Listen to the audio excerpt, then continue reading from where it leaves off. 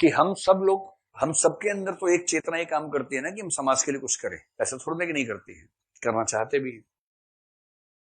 अब आपके मन में एक हिस्सा ऐसा होगा जो चाहता होगा यार अपनी जिंदगी ठीक से जी लो, बाकी छोड़ो भाड़ में जाए।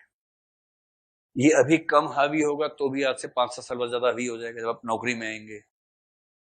अभी आपके मन में होगा कि मैं आईएएस बन के, आईपीएस बन के क्रांति कर दूंगा, जिले को ठीक करूंगा, राज्य को सुधार दूंगा, इतिहास के 2 चरण होंगे, मुझसे पूर्व और मेरे बाद का चरण हो जाएगा, ऐसा मन में आता होगा।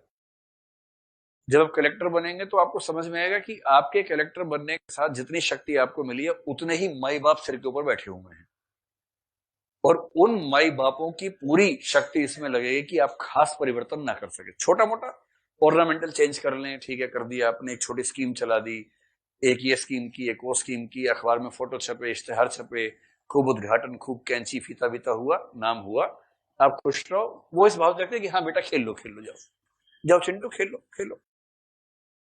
पर जहां आपने कुछ स्ट्रक्चरल चेंज करने का प्रयास किया जिससे उनके हितों पर चोट पहुंचेगी, वो इतने ताकतवर हैं कि आपको कहां उठा के पटक देंगे समझ में भी नहीं आएगा।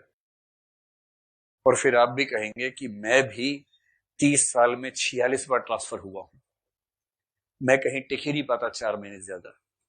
अगर किसी ब्यूरोक्रेट की जिंदगी में शान की यही एक बात हो कि मैं ट्रांसफर बार होता हूं, तो इसने किया क्या फाइनली, वो कर क्या पाया? यही ना कि मैं इतना ईमानदार हूं, जहां जाता हूं कहीं एडजस्ट नहीं होता हूं और इसे ट्रांसफर हो जाता हूं, लेकिन उसके बाद में निचोड़ क्या निकला? निचोड़ तो कुछ ही निकला। क्या इससे अच्छे वो ब्यूरोक्रेट्स नहीं है जो हल्का फुल्का मैनेज करते हुए कम से कम ठीक ठाक परिवर्तन कर लेते हैं?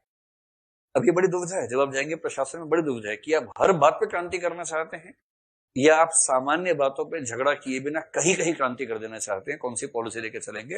ये दोनों किस्म की पॉलिसी चलती हैं। तीसरे वो हैं जिन्हें क्रांति करनी ही नहीं, उनकी क्रांति हो गई है इस बनते ही, इतनी ही करनी थी, अब तो क्रांति का भोग करना है केवल अगले 30 साल तक। तो जब आप कुछ बड़ा करना चाहेंगे दबाव पड़ेंगे बहुत सारे। अब उस दबाव में सक्सेना को याद कर लीजिए, बस सीधा फार्मूला है इस कथन को समझने के लिए। सक्सेना, सक्सेना का मन करता है कि उसकी प्रमोशन हो। ध्यान है आपको सक्सेना ना? उसके मन में भी आता है कि उसके बराबर के लोग प्रमोट हो गए, वो प्रमोट नहीं हो पा रहे। जैसे ही दास साहब ने उसको केस दिया, यानी कि डीआईजी सिन्हा ने ये कहा कि दास साहब ने आपका नाम बताया है, उसके मन में पहला भाव क्या आया कि पहली बार मुख्यमंत्री ने इतना भरोसा किया है, बस इस बार ठीक से काम करूंगा तो प्रमोशन हो जाएगा। यही भाव तो आया। ये कौन सा भाव है? स्वार्थ का भाव है, स्व का भाव है, जो कि स्वाभाविक है, सब में आता है। पर जब वहां गया, सिचुएशन देखी, तो गिल्ट फीलिंग होने लगी, ब्रह्म राक्षस जागने लगा उसके अंदर का। अब जैसे वो मिलता है महेश से या हीरा से या रुकमा से या बिंदा से, उसके अंदर का जिम्मेदार व्यक्ति जाग उठता है, सुपर ईगो, और उसको लगता है कि अगर इनकी आह लेके अपना मैंने प्रमोशन ले लिया ना तो मैं जी नहीं पाऊंगा, और प्रमोशन की शर्त है इनकी आह लेके प्रमोशन लेना। अब दुविधा है, अगर आप इनके साथ चलेंगे तो क्रांति के रास्ते पे चलेंगे, और अपनी प्रमोशन को साधेंगे तो इन मजबूर व्यक्तियों के घर में एक व्यक्ति की हत्या हुई है, उस हत्या की लीपापोती करेंगे, तब आपको प्रमोशन मिलेगी। इसकी इच्छा दोनों है, प्रमोशन भी चाहिए और ये सपना भी कि मेरे आईपीएस होने की वजह से किसी की जिंदगी सुधर जाए, मैं ये भी करना चाहता हूं। कैसे करेगा? दिमाग का दही हो जाता है और तय नहीं हो पाता कि नैतिक क्या है, अनैतिक क्या है। एचएससी क्लास में मैं शुरुआत में ये सब महसूस करवाने के लिए एक छोटा सा बच्चों वाला एग्जाम्पल देता हूं, जो आईएएस के इंटरव्यू में खूब पूछते हैं कि एक तरफ प्रेमिका खड़ी है, एक तरफ मम्मी खड़ी है, लड़कियां इसको रिप्लेस कर लें प्रेमी और बाप से। एक तरफ प्रेमी खड़ा है, एक तरफ बाप खड़ा है, बाप नहीं सॉरी पप्पा खड़े हैं, पप्पा, बाप से खराब लगता है, पप्पा खड़े। ठीक, वायदे आपने किए थे, पूरे होशो हवास में किए थे, उस वायदे की वजह से दूसरा व्यक्ति अपने घर में विद्रोह करके आ गया है, अब आपको विद्रोह करना है, और आपको इस समय विद्रोह करते हुए उछल पुछल हो रही है पेट के अंदर बहुत ज्यादा। किसी तरह से मम्मी को बताया और मम्मी ने तुरंत रानी दुर्गा का रूप अवतरित कर लिया है, चंडी का रूप धारण कर लिया है। एक चंडी लेके गए थे, एक वहां मिल गई, 2 हो गई। अब दोनों चंडियां तैयार खड़ी हैं एकदम। माँ ने कहा कि अगर तूने इससे ब्याह किया तो मैं खुद को आग लगा के मर जाऊंगी। और उसने पूरा माहौल बनाने के लिए मिट्टी का तेल छिड़क लिया अपने ऊपर और माचिस हाथ में, लाइटर सॉरी, और एक दो बार ऑन करके दिखा दिया कि मजाक मत समझ, जलता है, सच में जलता है। ठीक। अब बेटा दबाव में है, जिस माँ ने मुझे जन्म दिया, जिसने पाला पोसा, आदि आदि आदि। इधर प्रेमिका कह रही है कि अगर ऐसा माहौल बनाने से बात बनती है तो मैं बना देती हूँ, ऐसे क्या दिक्कत है। मिट्टी के तेल की बोतल एक और भी रखी हुई थी, उसने वो उठा ली, उससे भी छिड़क लिया, और लाइटर उसके पास भी है, लाइटर वैसे भी रखती है तो उसके पास लाइटर है। अब और अब अच्छा, मिट्टी के तेल की बोतलें दो ही थी, तीन थी नहीं, इसलिए क्योंकि ऐसे में लड़का सोचता है कि मैं ही मर जाऊं, खत्म करो यार बात को, तो वो ऑप्शन मिलेगा ही नहीं आपको जीवन में।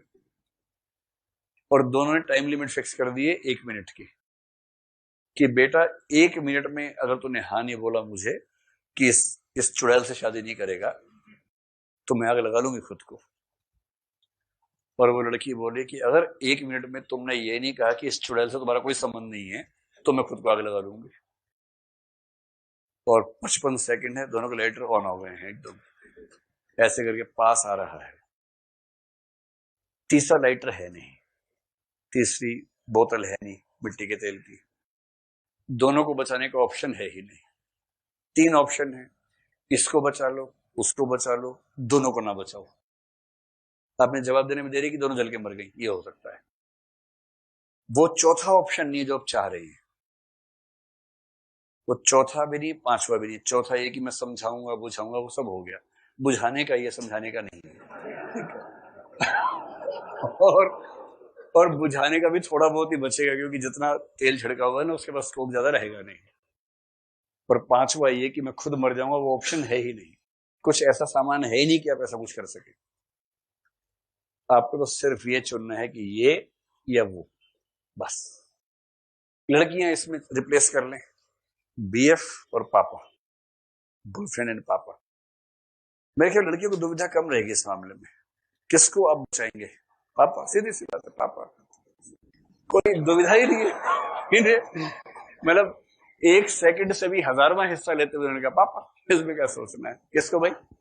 पापा पापा, कोई दुविधा ही नहीं इन लोगों को, देखिए। आचार्य भृगु ने सिद्धांत दिया है कि इसी को बेवफाई कहते हैं। बहुत बढ़िया। और लड़के लोग भाई किसको बचाओगे? ये तो रिएक्शन में जवाब दे रहे हैं, अगर रिएक्शन ना होता तो ये इतने मम्मी मम्मी को ध्यान देने वाले लोग नहीं है। वरना ये बोलते मम्मी आप तो वैसे भी 60 साल की हो गई हो, एवरेज के हिसाब से 8 ही साल बचे आपके पास, ये तो बेचारी 22-23 की ही है, तो मैं कैसे इसका जीवन ले सकता हूं। तो अब ये नैतिक दुविधा है, इसमें आप रेखा गणित के रास्ते से उत्तर निकाल नहीं पाएंगे। इसमें कोई भी ऐसा समाधान नहीं है जो एब्सोल्युटली सही हो, ऑब्जेक्टिवली सही हो। आप दोनों में से जो भी फैसला करेंगे उसके पक्ष में पर्याप्त तर्क है, उसके विपक्ष में भी पर्याप्त तर्क है। इसलिए एथिक्स की दुनिया में सब्जेक्टिविटी रहेगी ही रहेगी, ऑब्जेक्टिविटी आ नहीं सकती, ये उसका सच है।